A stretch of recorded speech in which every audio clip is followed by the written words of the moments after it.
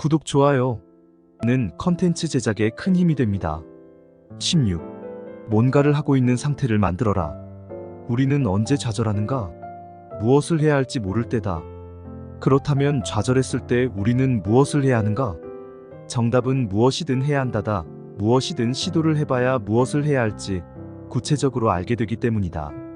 청소, 운동, 산책, 독서 등등 사소한 것부터 하라.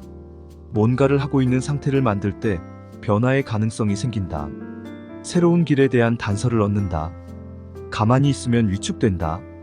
위축된 상태에서는 반짝 빛나는 생각이나 영감, 아이디어가 떠오르지 않는다. 연금술사들은 말한다. 쉽게 성과를 낼 수 있는 일을 하라. 거창한 성과가 아니라 청소를 해서 깨끗해진 방을 갖는 것과 같은 가시적 성과를 낼 수 있는 일을 하라. 작은 성과들이 쌓이면 우리가 늘 원하는 것, 즉 용기가 생긴다. 사람은 뭔가를 하고 있을 때 자신이 힘있는 존재라는 사실을 체험한다. 행동을 하고 있을 때 자신이 뭔가를 달성할 수 있는 존재, 뭔가에 영향을 미칠 수 있는 존재라는 사실을 깨닫는다. 그러니 무엇이든 하라. 즉시 성과를 확인할 수 있는 일을 하면 더욱 좋다. 오래된 친구라도 만나라. 그는 지금 당신 곁에 있는 사람과는 사뭇 다른 조언과 힌트를 줄 수도 있다. 내비게이션을 켜지 말고 운전을 해보라. 낯선 공간에 있는 경험이 지금 당신의 상황을 다르게 보게 만들어줄 수도 있다. 굳이 산을 옮기려고 애쓸 필요 없다. 그냥 뭔가를 행하면 충분하다. 주변에 성공한 사람들이 있다면 관찰해보라. 그들과의 사적인 자리에서 한번 넌지시 물어보라.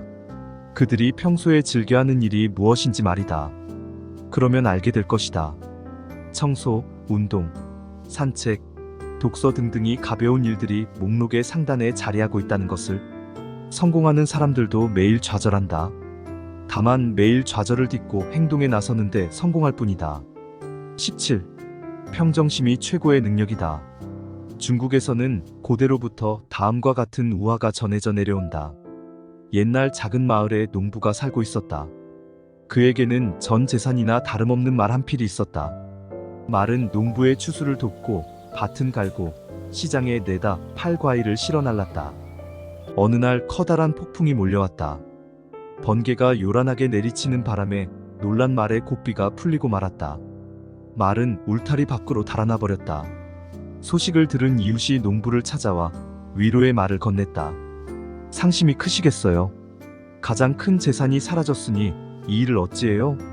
정말 운이 나쁘시군요. 조용히 듣고 있던 농부가 답답하게 말했다. 글쎄요. 이 일이 도리어 복이 될지 누가 알겠소? 과연 며칠 후 달아났던 말이 제 발로 다시 농부에게 돌아왔다. 그뿐인가? 세 마리의 야생마가 마치 밧줄로 연결된 듯이 말을 따라 졸졸 울타리 안으로 들어왔다. 소식을 들은 이웃들이 호들갑을 떨며 몰려와 축하의 말을 건넸다. 와, 진짜 복이 되어 돌아왔네요. 말이 4필이나 됐잖아요. 농부는 이번에도 무표정하게 말했다. 글쎄요, 이 일이 오히려 화가 될지 누가 알겠소? 이튿날 농부의 아들이 야생마 한 마리를 길들이고자 말잔등에 올라탔다. 그러자 말이 펄쩍 뛰며 그를 바닥에 내동댕이 쳤다. 그 바람에 그는 양쪽 다리가 부러지고 말았다. 소식을 들은 이웃들이 다시 와 위로의 말을 건넸다. 아이고, 이렇게 끔찍한 사고를 당하시다니. 아드님은 평생 다리를 절며 살아야 할 수도 있겠네요. 글쎄요. 이 일이 또 복이 될지 누가 알겠소? 얼마 후 전쟁이 일어났다. 관원들이 청년들을 전쟁터로 데려가기 위해 마을에 나타났다. 물론 관원들은 몸이 건강한 청년들만 뽑아갔다. 다리를 다친 농부의 아들은 마을에 남았다. 소식을 들은 이웃들이 찾아와 축하의 말을 건넸다. 이 전쟁통에 아들을 곁에 둘 수 있다니 운명의 신이 당신과 함께 하는군요. 글쎄요. 이 일이 오히려 화가 될지 누가 알겠소? 우리는 앞날을 정확히 예측하는 능력을 갖고 싶어 한다. 단언컨대 이는 불가능하다. 모든 일은 시간의 흐름에 따라 그 판단과 결과가 달라진다. 따라서 정확한 예측이 아니라 언제든 달라질 수 있다는 가능성에 주목해야 한다. 삶의 모든 일은 양면성을 갖고 있다.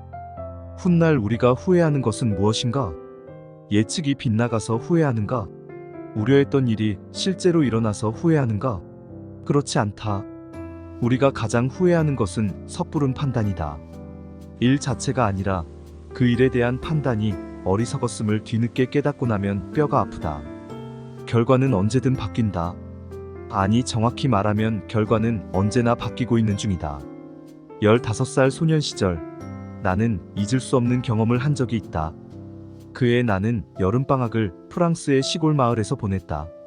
신앙심이 깊은 가정에서 홈스테이를 하고 있던 나는 그 가족들과 함께 베르코르 산맥의 테이블 산으로 하이킹을 떠났다. 우리는 산 정상에 텐트를 치고 하룻밤 야영을 할 계획이었다. 들뜬 마음으로 목적지를 향해 출발한 지 얼마 되지 않았을 때 뒤를 따르던 차가 우리 차를 추돌했다. 피해는 미미했다. 그런데 운전대를 잡고 있던 홈스테이 가정의 아버지가 말했다. 이건 신의 계시야. 차를 돌려 집으로 돌아가라는. 나는 무척 놀랐다. 접촉사고 자체와 집으로 돌아가라는 신의 뜻 사이에서 큰 거리감이 있다는 사실을 어린 내가 그에게 어떻게 납득시켜야 할지 몰랐다. 어쨌든 다른 가족들의 반대로 우여곡절 끝에 우리는 계속 목적지를 향해 차를 몰았다. 몇 킬로미터쯤 달렸을 때 앞차가 밟은 돌덩이 하나가 튀어올라 우리 차의 앞 유리를 산산조각냈다. 천만다행으로 일행 모두 선글라스를 끼고 있어서 유리 파편 세례를 받았음에도 가벼운 자상만을 입었다. 신앙심이 깊은 그가 다시 목소리를 높였다. 이것 봐, 이것 봐. 신께서 또다시 계시를 보내주신 거야. 집으로 돌아가야겠어. 이번에는 누구도 반박할 도리가 없었다. 나는 몹시 실망스러웠고 화가 났다. 집으로 돌아오는 길, 이번에는 맑았던 하늘이 점점 흐려지더니 소나기가 쏟아지기 시작했다. 앞 유리가 없는 차 안에서 소나기를 맞는 것은 결코 유쾌한 일이 아니었다. 바에 흠뻑 젖은 채 천신만고 끝에 우리는 집으로 돌아왔다. 밤새 폭풍우가 몰아쳐 밤잠을 쉬 이루지 못한 나는 야영을 하지 않은 게 기적이라는 생각이 들었다. 이튿날 아침, 나는 식사를 하러 주방으로 갔다. 신앙심 깊은 그가 시체처럼 창백한 얼굴로 식탁 앞에 앉아 있었다. 어젯밤 우리가 텐트를 치려던 곳에서 야영을 하던 두 사람이 폭풍우에 휩쓸려 실종되었다는구나. 신이 접촉사고를 통해 우리에게 뭔가 메시지를 전달하려고 했는지는 알 수 없었다. 하지만 나는 이 경험을 통해 평생 간직할 한 가지 교훈을 얻었다. 모든 것은 바라보는 관점에 달려있다는 깨달음이었다. 연금술사들은 말한다. 흔히 성공하는 사람들에게는 남다른 예지력과 판단력이 있다고 생각한다. 하지만 정작 그들이 갖고 있는 것은 평정심이다. 성공하는 사람들도 평범한 사람과 똑같다. 똑같은 좌절, 똑같은 두려움, 똑같은 고통을 겪는다. 그들은 남다른 능력, 재능, 통찰력이 있어서 그것들을 극복해내는 것이 아니다. 침착한 평정심이 있어서 그것들에 휩싸이지 않을 뿐이다. 명심하라. 세상 대부분의 성공은 어제까지 실패라고 불렸던 것들이다. 어제까지 평범하고 사소한 것으로 취급받던 것들이다. 18. 충분히 시도하라. 언젠가 크게 성공한 미국의 한 비즈니스맨이 내게 이렇게 말했다. 미국인들은 문제에 관해 별로 고민하지 않아요. 그냥 문제를 받아들이려고 노력하죠. 다시 말해 문제를 긍정적이거나 부정적으로 평가하지 않죠. 미국인들의 기본 원칙은 SINLO에 입각해 있습니다. Safety in numbers and the law of average. 즉, 당신의 안전은 숫자와 평균의 법칙에 있다라는 뜻이다. 주사위를 단 한 번만 던지면 어떤 숫자가 나올지는 순전히 운에 달려있다. 주사위를 10번 던지더라도 어떤 숫자가 나올지는 여전히 운에 달려있다. 하지만 주사위를 150번쯤 던졌다면 이때는 평균의 법칙이 적용된다. 주사위를 던지는 횟수가 많아질수록 주사위에 각 숫자가 나오는 빈도가 서로 엇비슷할 확률 또한 높아진다. 당신의 성공을 운에 맡길 수 없다면 방법은 하나다. 한 가지 일을 아주 많이 하는 것이다. 최대한 연습하고 훈련하면 시도 횟수가 많아지기 때문에 평균의 법칙이 적용된다. 평균의 법칙이 적용될 때 확률은 비로소 의미를 가진다. 몇 번의 시도만을 놓고 성공 확률을 운운하는 것은 의미가 없다. 성공 확률을 극대화하려면 무조건 많이 시도하는 것이다. 그 밖의 모든 경우는 아마추어적인 도박에 불과하다. 충분히 시도하기 전까지는 원하지 않는 숫자가 나왔다고 해서 흔들릴 이유가 없다. 충분히 시도하기 전까지 우리는 그저 때로는 성공을 하고 때로는 실패를 할 뿐이다. 연금술사들은 말한다. 수십 년 동안 한 업계에서 성공한 인물로 존경받는 사람이 있다고 하자. 그 사람이 거둔 성공의 크기 때문에 존경받는 것이 아니다. 그 사람이 그 오랜 세월 동안 충분히 정상 도전을 시도했기 때문에 존경받는 것이다. 이 말 속에 성공의 제일 법칙이 담겨 있다. 단 한 번의 등정으로 히말라야 산맥을 정복한 사람이 있다. 그리고 평생에 걸쳐 히말라야 정복을 위해 산을 오르는 사람이 있다. 당신은 행운에 당첨된 벼락부자가 될 것인가? 아니면 존경받아 마땅한 부자가 될 것인가? 19. 일관성 있는 삶을 선택하라. 앞에서 살펴본 바와 같이 최악의 시나리오를 만들어 놓으면 쓸데없는 걱정과 두려움에서 효과적으로 벗어날 수 있다. 아울러 해피엔딩의 시나리오도 작성하면 유용하다. 당신이 원하는 가장 멋진 장면을 상상하라. 그리고 그걸 시나리오로 짜서 반복적으로 떠올려라. 최선의 전략은 정해놓은 시간에 주기적으로 떠올리는 것이다. 처음에는 쉽지 않다. 해피엔딩을 상상하는 동안에도 걱정과 두려움이 소록소록 떠오를 테니까. 내가 지금 한가하게 이런 거나 생각할 정신이 어디 있어? 라는 목소리가 여기저기서 들려올 테니까. 하지만 해피엔딩 시나리오는 머릿속에 새로운 연결망을 구축해준다. 긍정적인 영역으로 이어지는 이 연결망은 처음에는 좁고 엉성한 길이다. 하지만 시간이 흐를수록 점점 확장되고 최종적으로는 초고속 광대역 데이터망으로 변신한다. 해피엔딩 시나리오는 자기 실현적 예언의 힘을 발휘한다. 긍정적인 결과를 떠올리는 연습은 우리의 생각과 감정, 행동, 결정에 매우 큰 영향을 미친다. 불가의 경전법 구경에는 다음과 같은 구절이 담겨 있다. 오늘 나의 모습은 어제 품었던 나의 생각에서 나온다. 오늘 나의 생각은 내일 있을 나의 삶을 세운다. 나의 의식의 창조, 그것이 나의 삶이다. 그러므로 어떤 사람이 부정적인 의식을 지닌 채 말하거나 행동하면 그에게는 고통이 뒤따른다. 이는 마치 마차 바퀴가 마차를 끄는 짐승을 뒤따르는 것과 같다. 반면에 어떤 사람이 긍정적인 의식을 지닌 채 말하거나 행동하면 그에게는 기쁨이 뒤따른다. 이는 마치 그의 그림자가 그를 뒤따르는 것과 같다. 스위스의 기업가 지노 다비도프가 누군가의 질문에 다음과 같이 답했는데 그 대답은 법구경만큼 심오하지는 않았지만 매우 지혜로웠다. 질문은 다음과 같았다. 사람들은 모두 아름다운 것을 좋아하죠. 그러니 제품을 생산하고 판매하는 기업가가 가장 우위에 두어야 하는 가치는 아름다움 아닌가요?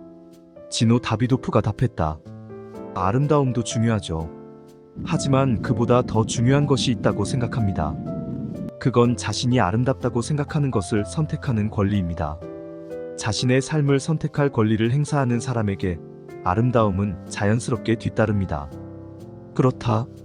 자신의 삶을 선택하는 사람이 가장 아름다운 법이다. 긍정적인 삶과 부정적인 삶 가운데 긍정적인 삶을 선택하는 사람이 더 아름다운 법이다. 그럼에도 우리는 긍정적인 생각을 하는 사람을 세상 물정 모르는 순진하고 서투른 아마추어라고 폄하한다. 왜 긍정, 희망, 노력, 열정, 도전, 용기 등과 같은 가치들이 아마추어나 들먹이는 것으로 전락했을까? 자신의 삶을 선택하지 않았기 때문이다. 다시 말해 자신의 삶을 선택할 권리를 포기했기 때문이다. 포기하는 자에게 긍정의 가치들은 도무지 이해하기 어려운 것들이기 때문이다. 지노 다비도프는 이렇게 덧붙였다. 성공이란 즐거움을 누리는 것입니다. 언제 어디서나 어떤 상황에서나 삶의 기쁨을 지속시킬 능력을 유지하는 것입니다. 즉 일관성을 갖는 것입니다. 싸구려 선술집에서는 무례하게 행동하고 고급 레스토랑에선 격식을 찾는 사람이 삶의 즐거움을 누릴 가능성은 거의 없습니다. 선술집에서든 고급 식당에서든 여성이 도착하면 자리에서 일어나고 의자를 빼자고 칭찬을 해 기쁘게 해주고 두근두근하게 만드는 꽃을 건넬 줄 아는 사람이 곧 가장 큰 성공을 거머쥐고 있는 사람입니다. 진정한 해피엔딩은 일관성 있는 삶일지도 모른다. 비관적이고 염세적인 사람은 늘 기복이 심하고 위태롭다. 언제나 즐거움을 누리는 삶을 떠올려 보라.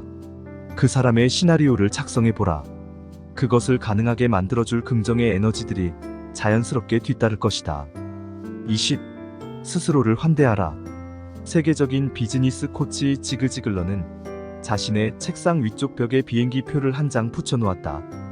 나는 그 비행기 표가 어떤 의미인지 궁금했고 그는 다음과 같은 이야기를 들려주었다.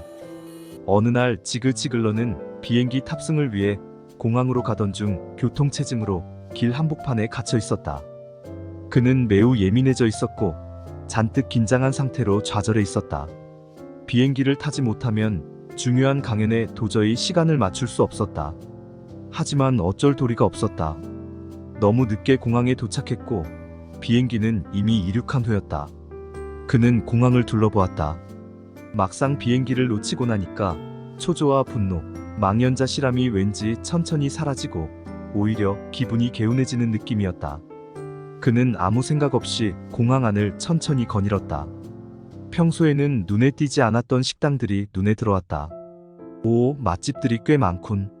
그는 느긋하게 점심을 먹었다. 맛을 제대로 음미하면서 즐기는 식사가 대체 얼마만인지 몰랐다. 그런 다음 멋진 라운지, 소파에 기대어 커피를 마시며 분주히 오가는 사람들을 바라보았다. 문득 사랑하는 가족들이 떠올랐다. 그는 휴대폰으로 가족 한 명 한 명과 통화를 나눴다. 어떤 특정한 이유 없이 가족들과 대화를 하는 것도 대체 얼마만인지 몰랐다. 지나가는 사람들과 눈이 마주치면 미소를 지으며 인사를 나누었고 멋지게 날아오르는 비행기들을 평화롭게 바라보다가 자리에서 일어났다. 기왕 이렇게 된 것, 집으로 돌아가 따뜻한 목욕을 해야겠다고 생각하니 마음이 절로 즐거워졌다. 공항을 천천히 빠져나가는 그의 눈에 탑승객들을 위해 설치된 TV 모니터에서 흘러나오는 뉴스가 들어왔다. 그가 놓친 비행기가 막 추락했다는 다급한 속보였다. 살아남은 승객은 한 명도 없었다. 지그 지글러는 이렇게 말했다. 그 사고 소식을 들은 후로 내 삶은 완전히 바뀌었습니다. 무슨 일이 있어도 흥분하지 말자. 이 문장이 제 인생의 좌우명이 되었죠. 저뿐 아니라 우리 모두는 어떤 일의 처음과 끝을 모두 안다면 무슨 일이 있어도 화를 내지 않을 것입니다. 두려워하거나 좌절하지도 않겠죠. 하지만 우리는 끝을 모릅니다. 하지만 이와 동시에 우리는 우리가 끝을 모른다는 사실은 압니다. 이 사실을 아는 것만으로도 화를 내거나 두려워하거나 좌절하는 것이 얼마나 허망한지를 깨닫게 됩니다. 지그 지글러의 말에 감명을 받은 나는 그 후 강연회가 끝날 때마다 이렇게 인사한다. 모쪼록 여러분에게 좋은 일을 하시기 바랍니다. 힘겨울 때는 당신이 좋아하는 일을 하라. 따뜻한 목욕을 하거나 책을 읽거나 좋아하는 음악을 들어라. 잠시 자신을 완전히 닫을 세상으로 데려다주는 좋은 영화를 보라. 생각만 해도 콧노래가 나오는 여행을 계획해보고 하루의 스케줄을 완전히 비워보라. 그러면 알게 된다. 바로 이런 일을 하려고 우리는 그토록 노력한다는 것을, 이런 일을 하려고 그토록 성공하고자 애쓴다는 것을. 이 깨달음이 당신을 놀랍도록 회복시킬 것이다. 인도 여행에서 만났던 한 순례자가 내게 이런 말을 들려준 적 있다. 먼저 자신을 접대하는 사람이 되어야 합니다. 그런 사람은 타인을 원망하지 않습니다. 지금 좌절감 때문에 어찌할 바를 모르고 있는가? 당장 침대에서 내려와 당신 자신을 환대하라.